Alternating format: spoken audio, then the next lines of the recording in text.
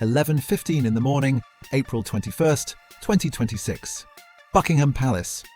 In one quiet move, almost invisible to the outside world, a royal tradition that stood strong for nearly a century was suddenly ripped apart, and not a single newspaper caught it in time. Stay locked in, because what I'm about to break down is one of the most calculated, sharp, and downright ruthless moves the modern monarchy has ever pulled off. By the time you reach the end of this, you'll see why insiders are already calling this the moment the British monarchy quietly turned on one of its own after nearly 100 years. The sovereign's red box, that iconic leather case packed with the nation's most critical state papers, has always been delivered straight to the king's private desk. No delays, no detours, every single morning, no matter what. Since the early 1900s, this box hasn't just been routine, it's been the pulse, the lifeline, the engine of the entire British state. But just 2 days ago, everything changed. That red box was intercepted under tight security and rerouted on purpose to the office of the Lord Chamberlain. Listen closely, this wasn't some random mistake. This wasn't a mix-up, not a delay, and definitely not some junior aide switching things around. This was deliberate, controlled, and executed with precision. Royal insiders are already whispering that this single move could be the biggest procedural shake-up since the 1936 abdication, and that says everything. While the world was asleep, while headlines were busy pushing celebrity drama and political noise, something huge was quietly set in motion. Behind closed doors, the mechanism to reshape the British line of succession was officially activated, and almost nobody saw it coming. Now, trusted sources are saying that King Charles III has locked in a document that could flip everything for the House of Sussex. Everything. And if you thought the tension between the king and his youngest son was already intense, what unfolded inside room 1844 at Buckingham Palace is on a whole different level. I'm about to take you straight into that room. Step by step, detail by detail, this is what insiders are now calling Project Silver, a plan so calculated it's sending shockwaves through royal circles. Meanwhile, over in Montecito, the last 48 hours have been strangely quiet. Not normal quiet, something feels off. Sources close to the Duchess of Sussex are now hinting that Meghan Markle's silence isn't calm or peaceful at all. It's the kind of silence that comes from pure, unfiltered shock. One insider described the exact moment the news from London hit California, and the image they painted is intense. Meghan was reportedly pacing through her garden, phone gripped tight in her hand, over and over telling her legal team, and this is a direct quote, "He cannot do this. It is a violation of everything we were promised." Think about that for a second. Everything we were promised. Promised by who? Promised when? And what exactly was on the line behind those words? Under what conditions? What kind of deal was made behind closed doors before they left for America? Because whatever those promises were, insiders now say they're being burned down in real time as documents move fast through London. The truth is brutal. He not only can do this, he already did. The signature is dry, the seal is locked in, the order is already rolling forward, and there's no reversing it now. The centre of this entire shockwave leads straight back to room 1844 inside Buckingham Palace. If you don't know that room, picture this. It's where the most elite guests in the world are welcomed. Heads of state, foreign royals, top-level ambassadors. The walls are stacked with portraits of past monarchs, staring down like silent witnesses. Crystal chandeliers hang above, hand-cut over 100 years ago, throwing sharp light across deep carpets the colour of aged wine.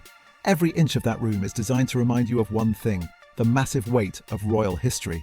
But on Tuesday, for 16 locked hours, that room turned into something else entirely. Something rare. No assistants were allowed in. No phones, no devices, nothing crossed that door. Every phone was taken and sealed away, cut off completely. Inside, only a tight circle remained: the King, the Prince of Wales, and a hand-picked group of senior Crown lawyers. Just a few powerful figures backed by elite legal minds, making moves that could shift everything. They were all focused on one specific file. Just one. One name stamped across it: Project Silver. So what is Project Silver?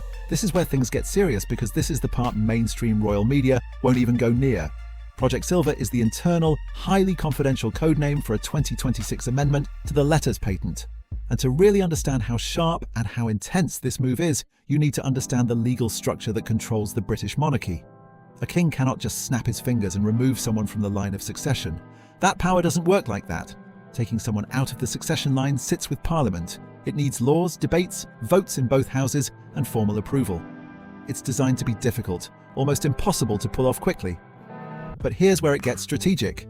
A king holds massive authority over something else entirely: the letters patent. These are powerful legal tools that decide who gets called a prince or princess, who is officially recognized within the royal system, and what titles, roles, and privileges each member actually holds. By changing the rules inside those letters patent, King Charles isn't removing names from the succession list, but he is doing something just as impactful. He's redrawing what it means to be an active royal. With one move, he can strip away the real-world weight behind those titles. So while the names may technically stay in place, their influence, their role, their recognition can all be reduced to almost nothing. It turns royal status into little more than words on paper, disconnected from any real power or standing inside the institution. One court official, overheard by a witness I personally spoke to, described the atmosphere inside room 1844, and it was intense. According to him, the king studied the final draft, slowly, carefully. Then he reached for his fountain pen, the exact same pen he used when he signed his proclamation after taking the throne. He paused, just for a moment. And then he said something that completely froze the room. "The institution must survive the individuals, no matter the personal cost." Read that again. "The institution must survive the individuals, no matter the personal cost." That doesn't sound like a father speaking.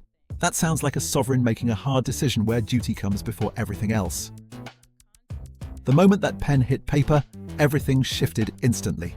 Within hours, a formal recommendation was sent straight to the Privy Council. And in simple terms, here's what it said: bypass the usual inheritance path for royal family members who live permanently outside the United Kingdom. This right here is the trigger. This is the legal switch being flipped. Project Silver pulls from a century-old precedent to argue something powerful, that royal titles and positions in the line of succession aren't just automatic rights given at birth. They come with responsibilities. Real obligations tied to service, to presence, to active participation in royal duties.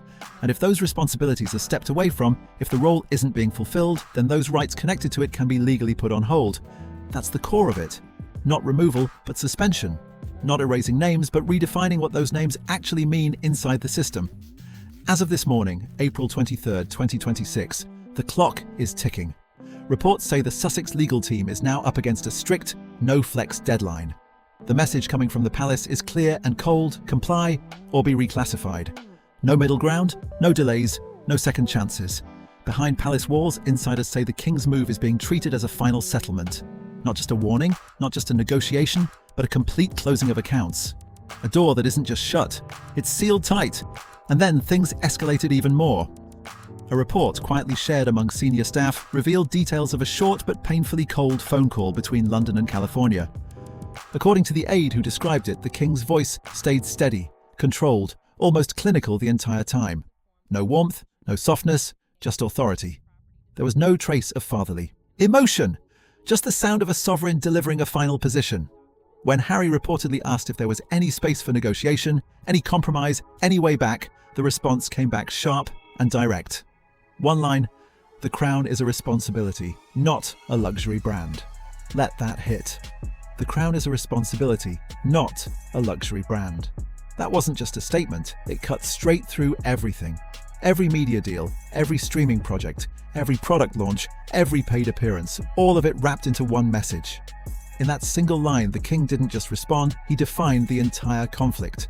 Meghan's reaction, according to people inside her inner circle, has been described as insane. Now listen carefully. Not insane as in losing control mentally, but insane as in intense, explosive, white-hot anger over one thing: the loss of leverage. Because without titles and without that protected succession status tied to Archie and Lilibet, the entire commercial strength of the Sussex brand could take a serious hit. This isn't small, it shakes the foundation of everything they've built. This situation has moved way past a private family disagreement. This is no longer about tense holidays or personal drama. What you're seeing now is a full-scale state-level move, executed at the highest level of constitutional authority, aimed at one thing: shielding the monarchy from outside commercial influence. This is history happening in real time. One of the biggest shifts tied to the British line of succession in over a century is unfolding right in front of us. The king didn't just move a piece on the board, he rewrote how the entire game is played. And this story, it's far from over. More details are starting to surface, and the deeper you go, the more calculated this all looks. To understand why the king signed off on this suspension order today, you have to rewind the timeline, back over 6 years. Because this wasn't sudden, it wasn't emotional, and it definitely wasn't impulsive. This was a slow, deliberate build. a long, calculated process that kept building pressure until it finally reached a breaking point this very morning. The path leading to this signature wasn't quick or simple. It's been built on broken protocols, missed chances to fix things, and a long list of actions the institution could no longer carry. This didn't happen overnight. It's been building for years. Let's break down the timeline. It all kicked off on January 8, 2020 at Sandringham. The world gave it one name, but behind palace doors, insiders called it something else entirely. The Great Breach. That was the moment Harry and Meghan made their decision to step away from royal duties public, and right away, consequences followed. The first major shift, the removal of taxpayer-funded security at the initial level. The message from the Crown wasn't loud, but it was crystal clear. If you step outside the institution, you step outside its protection. That protection is tied to service, not distance. Then came the moment that shook everything even harder.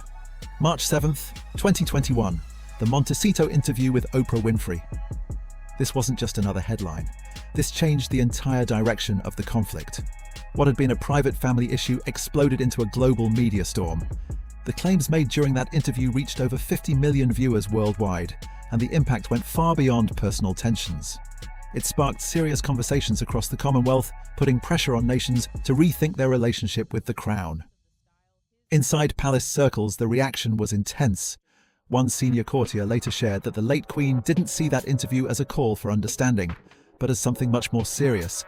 From that point on, the relationship didn't just weaken, it shifted into something far more difficult to repair, from strained to confrontational to fully broken down. And by January 10th, 2023, any remaining chance of a quiet resolution disappeared completely with the global release of Spare. This was the breaking point, the moment everything crossed a line that couldn't be uncrossed.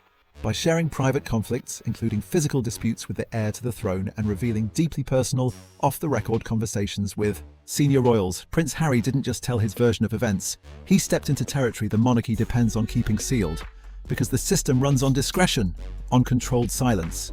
And once that boundary is pushed, the impact goes far beyond personal fallout. After Spare, it wasn't just distance, it was total shutdown.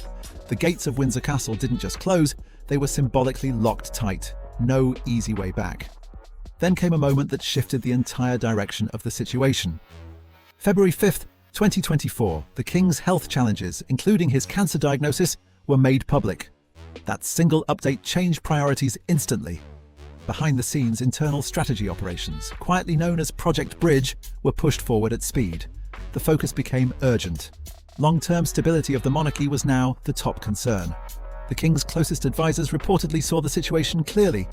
A royal branch based overseas, still holding titles while openly criticizing the institution, created a serious complication for the future.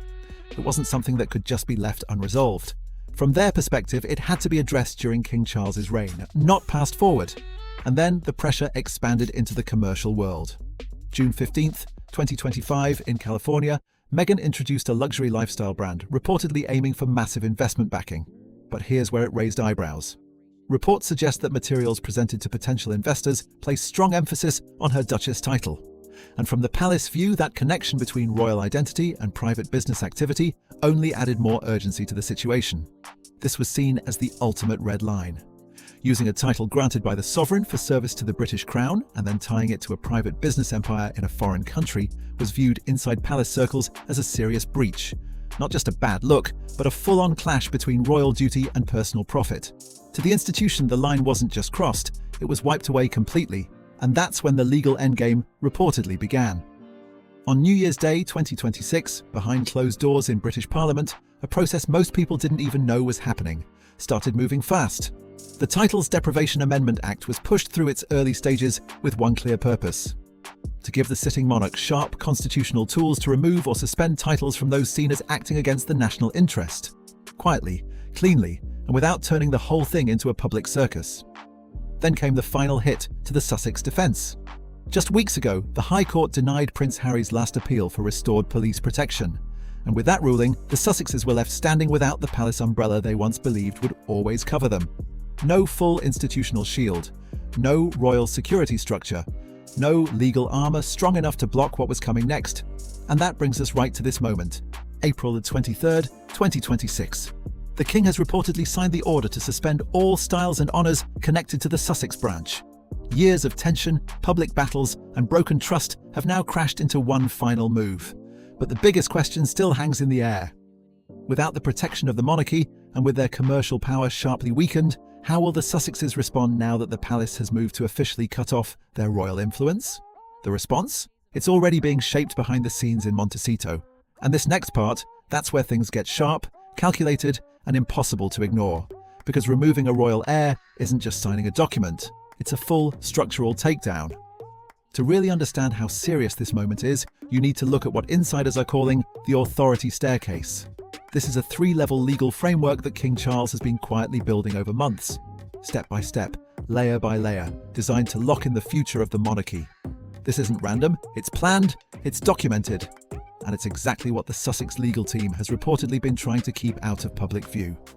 At the very first level of this staircase sits what some are calling one of the most explosive royal documents in modern history. The letters, patent of 2026, specifically Draft 4. For months, there were whispers about a hidden rewrite of rules dating all the way back to King George V in 1917. Now, those whispers are starting to line up with reality. Draft 4 introduces a major shift in how the monarchy defines a working royal, and this is where everything changes. Under this updated framework, being called a prince or princess is no longer treated as something permanent or automatic. Read that again, it's no longer guaranteed for life. Instead, it becomes conditional, tied directly to active service, participation, and ongoing duties connected to the crown. The document lays it out clearly. If a royal lives permanently outside the United Kingdom and does not meet a required level of official engagements each year, they can face a formal suspension of their title and status. In simple terms, this flips the system. Titles are no longer just inherited, they have to be maintained. What this means is a massive shift. Archie and Lilibet are no longer being seen by the institution as future working royals. Instead, they're being repositioned as private citizens without an active constitutional role tied to the sovereign's identity. That's not small, that's historic. Almost unthinkable just a few years ago. Now move one level higher on the staircase. This is where the pressure really locks in. The second tier, known as the enforcers, this level brings in two of the oldest and most powerful institutions in the United Kingdom, the Privy Council and the College of Arms. These aren't symbolic bodies, they carry real authority, and when they move, things get serious. The Privy Council, made up of senior political figures and trusted advisors to the king, has reportedly been called into a special, off-schedule session. The goal? To formally review and lock in changes tied to royal roles and status. At the same time, the College of Arms, the official authority over royal heraldry, has been directed to examine the Sussex coat of arms. And that might sound minor at first, but it's anything but. Because in royal protocol, a coat of arms isn't just decoration. It represents identity, legitimacy, and recognized standing within the system. If the College of Arms chooses not to validate or maintain that recognition, the impact is serious. Titles tied to that recognition can lose their functional weight within official records. One official was reportedly overheard explaining it in simple terms. He said a title without official registration is like a passport that's been cancelled, still existing on paper, but no longer holding real-world authority. It might look official, it might sound official, but if it no longer holds weight inside the system, it won't open any real doors. That's the reality. It becomes paper that carries a name, but no longer carries power.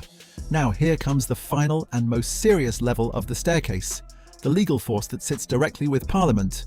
Because while the king has control over titles, the line of succession itself is locked into statutory law. That's where things move from royal decisions into full constitutional territory.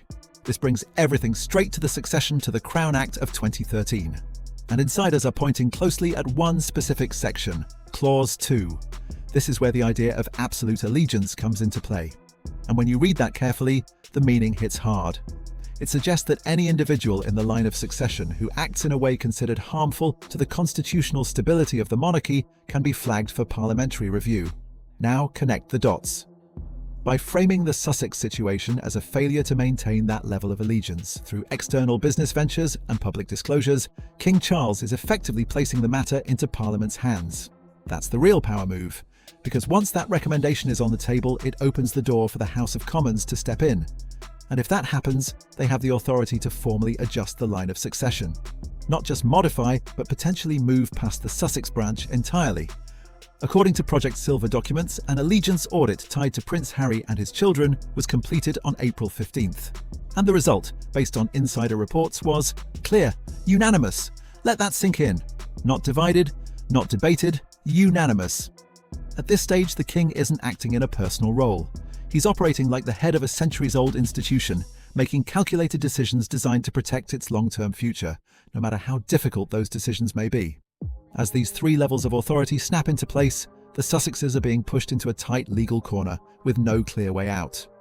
At this point, the question isn't if their status changes, that part feels locked in. The real question is what happens next when one of the most recognized princes in the world is left without a defined role inside the system. This staircase only moves one way, and it's moving fast. The lower levels are coming up quickly, and there's no easy stop. But here's where it gets even colder.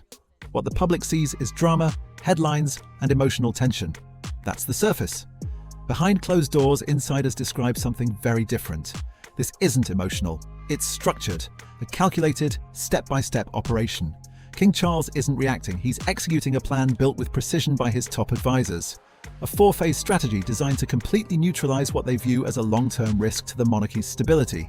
Quietly, carefully, and without turning it into a public spectacle. This is how a monarch makes a move without raising his voice. No public confrontation, just controlled action. Phase 1. Financial isolation, and sources say that step is already done. By cutting off access to the sovereign grant and making sure no financial support flows from the Duchy of Cornwall toward California, the financial safety net that once backed the Sussex household has effectively been pulled away. No direct institutional funding, no fallback system tied to royal resources. It's a silent shift, but a powerful one. In high-stakes power games, a prince without financial backing is a prince without real reach. And right now, the flow of royal funding has been cut off. The taps are closed. That forces the Sussexes to depend fully on private deals, and that shift walks them straight into the next move. Step 2. Neutralizing the style. As of this morning, April 23rd, reports say a global cease and desist directive has been prepared for their legal team. The focus: blocking the use of His or Her Royal Highness in any business or profit-driven setting. This is the commercial shut-off switch, a rarely used legal mechanism that stops royal titles from being tied to private income. Once activated, it changes everything instantly. One insider from the Lord Chamberlain's office described it in sharp terms, like removing the head of a brand without making noise. Because without that HRH styling connected to the name, the entire appeal shifts. The brand loses that royal edge investors are drawn to. What once felt powerful and marketable can quickly turn into something historical rather than active. That makes any major funding push, especially something as large as a reported $100 million target, much harder to secure. Then comes step 3, and this is where the legal strategy gets even tighter: the residency mandate. Under a new interpretation of updated 2026 royal protocols, anyone in the line of succession is expected to maintain a physical presence in the United Kingdom for at least 183 days each year. That's the line: clear, fixed, and not easy to work around. And with Archie and Lilibet based full-time in Montecito, California, that requirement becomes a serious barrier. They've now officially, legally failed to meet that requirement. By not maintaining residence inside the United Kingdom, they've triggered what insiders are calling a vacancy clause. And here's where it gets sharp. The king isn't taking away a birthright. Look at that closely. He's not removing it directly. Instead, the argument is that it's been set aside through absence. The legal brief moving through London lays it out in direct terms. The crown, it argues, cannot be held in absentia by individuals who are not physically present within the realm. It's a cold, precise, legal position. Not loud, not dramatic, but incredibly effective. And for the Sussex side, it creates a serious problem. Then comes the fourth and final step, and this is where everything shifts out of palace control and into government power. Step 4. Parliamentary reclassification. This is the move that changes the entire playing field. By reframing the issue from a personal or family matter into something tied to national stability, the king's position becomes far harder to challenge publicly. Because once it enters that space, it's no longer about headlines or opinions, it becomes a matter for the state. Discussions being shared with members of parliament reportedly focus on the long-term structure of the monarchy and how overseas-based, commercially active royal figures could complicate that structure. And when officials eventually stand in front of the House of Commons to address it, the focus won't be personal. It will be framed around continuity, stability, and the long-term security of the institution. That shift in framing is powerful. It moves the conversation away from individuals and into national interest. And with all 4 steps in motion, what's forming around the Sussex position is a tightening legal space with fewer and fewer options to push back. They've been cut off financially. Their commercial power has been limited. Residency rules have worked against them. And now, politically, they're being pushed to the outside. Every angle tightening at once. The system is in motion. The mechanism is locked. And the gears are already turning. But here's where everything takes a sharp, unexpected turn. Even as this controlled operation moves toward its final stage, a new variable has entered the picture, and it's raising serious attention. Reports are now coming out about a late-night document drop at a major London law firm. And this could change everything, because it suggests the Sussex side may have seen this coming far earlier than anyone thought. If the king is using legal structure as his main tool, then the response might not follow the same path. There are growing whispers that Meghan could be preparing a counter-move built around disclosure. That shifts the entire dynamic. Because now the question isn't just what happens next, it's who makes the first move when everything comes into the open. And that tension? It's building fast. While public debates play out across TV panels and social media, something much more coordinated appears to be unfolding behind the scenes. This is no longer just discussion or theory. It's active, it's strategic, it's already happening. To really understand how far this has gone, you have to focus on what's been quietly set in motion over the last 48 hours. Because the pieces being moved right now are ones most mainstream coverage hasn't fully connected yet. At exactly 2 o'clock in the morning on April 22nd, London time, a single black Range Rover moved quietly through the rear gates of Buckingham Palace. No lights, no attention, no noise. But here's what stands out. It didn't head toward a hospital. It didn't go to Clarence House. Instead, it cut through empty London streets at speed, heading straight for the offices of Harbottle and Lewis. Now, if that name doesn't ring a bell, pay attention. This isn't just any law firm. This is the one the royal family turns to when things get serious. Not routine matters, not simple paperwork. This is high-level reputation defense and legal strategy at its most aggressive. These are the lawyers you bring in when the goal is clear. You want control and you want results. And the timing, that's everything. 2 in the morning isn't business hours. That's the kind of timing used when movements are meant to stay unseen. No cameras, no leaks, no unnecessary eyes on the situation. According to sources, a senior representative from the King's household stayed inside that building for 4 straight hours. Locked in, focused, finalising cease and desist actions that are now reportedly being delivered to the Sussex legal team. And the impact didn't stay in London for long. Within hours, that same wave reached across the Atlantic, over 6,000 miles away. Just yesterday afternoon in Santa Barbara, Meghan Markle was seen at a restaurant. But witnesses say this wasn't the usual composed, camera-ready appearance. Something about the moment felt completely different. The energy, the mood, it didn't match the polished image people are used to seeing. She wasn't eating. She wasn't talking. Instead, she was leaned forward over a black, encrypted phone. One diner said she looked shaken, pale, tense, completely locked in on the screen as her fingers moved fast across the keyboard. Now stop on that detail for a second, because it matters. That wasn't a regular phone. Not something used for social media, not her everyday device. This was a high-security communication tool, the kind used when legal teams are handling sensitive, high-stakes documents. That detail changes everything, because it strongly points to one thing: she may have been receiving real-time legal updates as they were happening. Imagine that moment. Sitting in a quiet California restaurant while across the ocean, official actions are being processed in London. And then comes what might be the most intense piece of this entire situation. A document reportedly seen by a palace staff member during the final stages of Project Silver. A 12-page memorandum written with precise, technical detail, laying out the reasoning behind a major constitutional shift. But here's what stands out the most. It's not just the content, it's the signatures. At the bottom of that final page, next to the King's mark, there is reportedly another name: William, Prince of Wales. Let that land. Because inside royal protocol, when the reigning monarch and the heir align on a move like this, it carries serious weight. It signals unity at the very top and removes any doubt about the direction being taken. In that system, a dual signature like that isn't just approval, it's a powerful confirmation that the decision is fully backed at every level. It signals total, unshakable unity. A clear message in writing: there's no reversal waiting in the future. No second chance down the line. No strategy of waiting things out. With William's position aligned, it shows that both the present and the future leadership are on the same page. That kind of alignment sends a strong signal. It means the decision isn't temporary, it's meant to hold. Together, it reflects a shared conclusion that protecting the institution comes first, even when it creates deep internal divides. This 12-page memorandum isn't just a plan on paper. It represents coordination at the highest level. While legal teams in London focus on the how, the timing and impact are being felt across the globe. And in that moment, the realization sets in. This isn't just a challenge coming from one side, it's coming from a fully aligned structure. That changes everything. Because now, the situation isn't about one decision maker, it's about a system moving together. As April 23, 2026 unfolds, the atmosphere around this story feels heavy, like something major is closing in. On one side, you have the quiet but intense activity in London. On the other, a very different scene playing out in California. Two locations, one connected moment, and sitting at the center of it all is that encrypted phone. Whatever information is being shared through it carries serious weight. So the question becomes unavoidable. What exactly was in those files that created such a strong reaction in that moment? Because whatever it is, it's not small. As we move toward May 2026, attention now turns to what comes next. Inside Windsor, discussions are already shaping around possible outcomes, different paths that could define how this situation fully plays out. Each path leads to a completely different future for the monarchy, but only one lines up with the cold, calculated strategy behind Project Silver.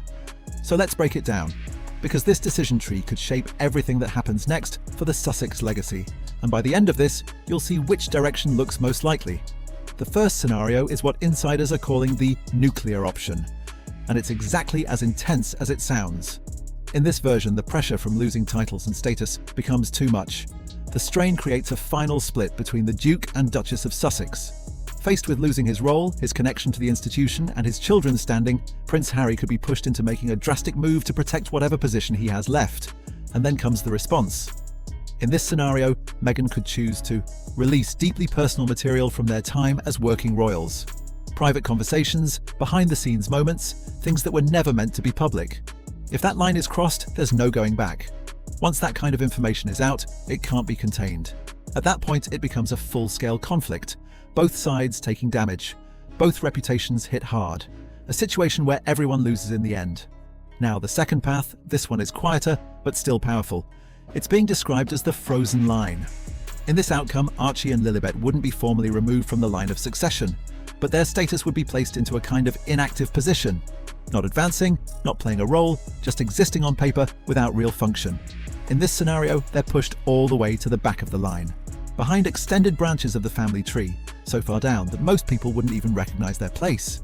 Their titles don't disappear, but they're frozen, locked in place until they reach adulthood, and even then, there's a condition. To reactivate that status, they would have to formally swear allegiance to the king and spend a required amount of time living in the United Kingdom.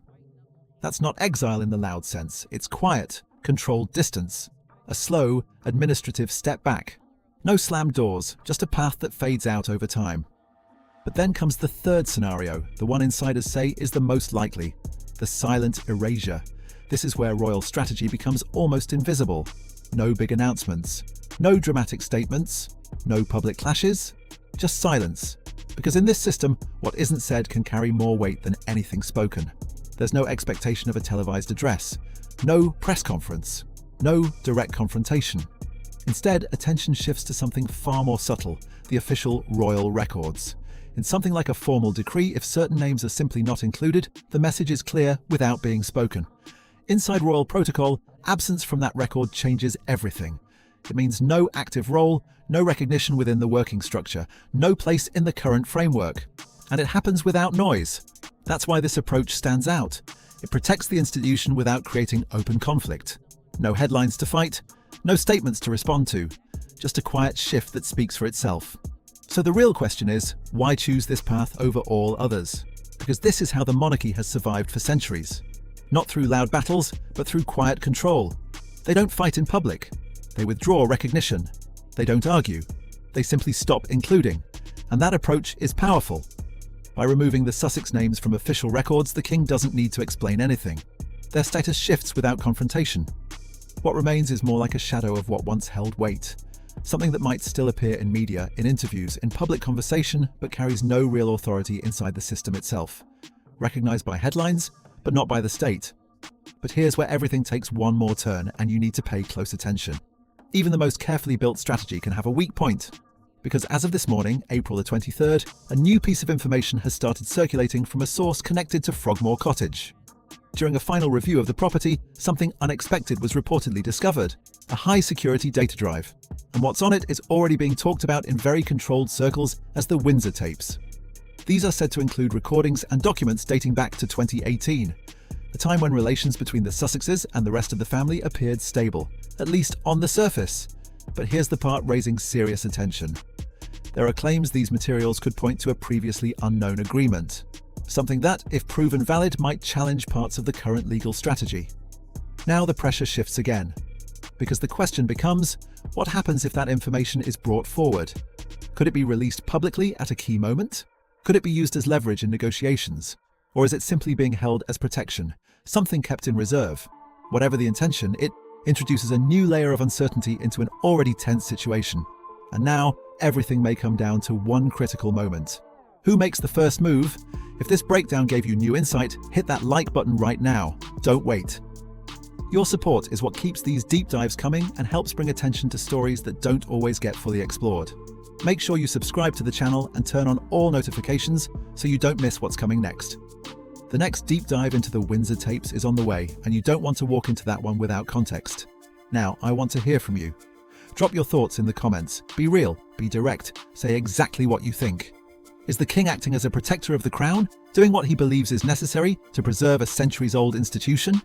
Or does this feel like a hardline move that cuts too close to family ties? There's a lot to unpack here, and every perspective adds to the conversation. Stay locked in, stay informed, and keep your eyes on what's unfolding. Because this story is still moving, and what comes next could shape how this entire chapter is remembered for years to come. Like, share, comment, and subscribe, and I'll see you in the next video.